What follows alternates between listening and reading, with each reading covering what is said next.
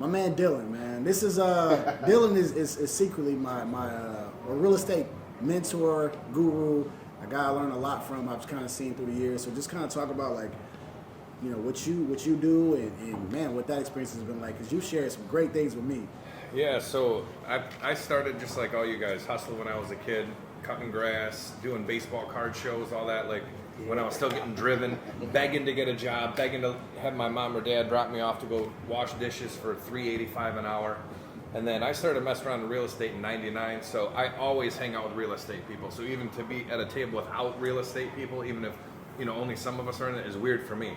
So I'm always like, they always call me an OG, because now all these kids who are like 30 and under, they're like, wow, you've been in since '99? I'm like, yeah. I was 8. I'm actually the old head in the room, I think, today, you know. So, but I still do side hustles too, but they're all in real estate. So I started flipping houses, building, did my first subdivision about 5 years ago.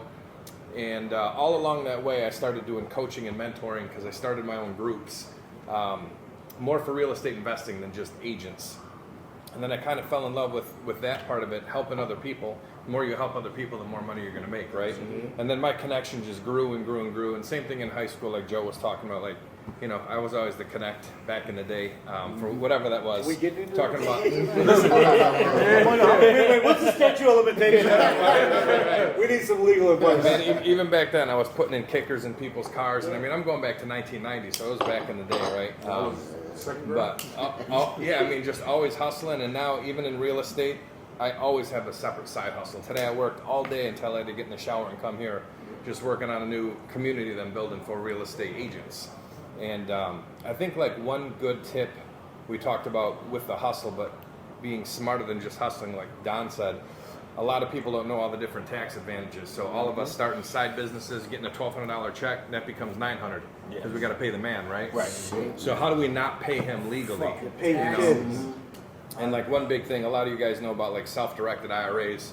So I got my daughter a self-directed IRA when she was 6 months old, and we're out here in Detroit. So in Michigan, you can, and this is federal, but they can make like $6,000 a year, and and you have to pay the state 10%. So you got to pay them $500-600. But I've been putting $6,000 a year into her self-directed, and what a lot of people don't understand, they think that they can't touch that until they retire. But this is a Roth, so she can use it for school without any penalty. She could use it for a wedding. I want her to go to regular school, but if she doesn't, you know, because she's 10, what's going to happen in 8 years? We don't know. Yeah. Right. You know, we all want our kids to, I mean, we all should be growing, you know, mentally all the time also, and, you know, getting in better shape physically as men, but we want them to keep learning, right?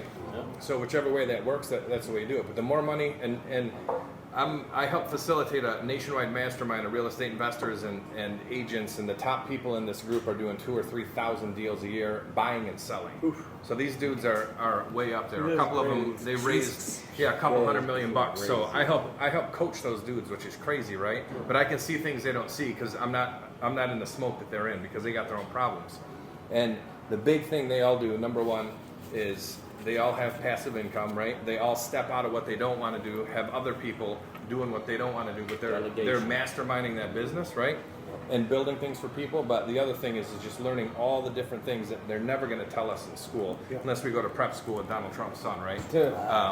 None of us knew that stuff. They didn't teach us that, no matter where we went. So I think learning that and teaching that to the kids, and I used to do a lot of high school mentoring before COVID, and that's what I would teach those kids. I always had high school boys who were seniors in business class. And that was a big thing I taught those guys, and they weren't taught any of that stuff. They just taught how to play video games. They all either wanted to go to the NBA, NFL, or be video game designers. And I'm like, you're not going to do none of that stuff. You can, not that you can't, keep pushing. Right? I mean, put that weight on you and walk with it, right? And do your squats. But it's like you also got to be realistic, you know. So I think that's just the big thing is keeping as much as you can and not giving it away. Well,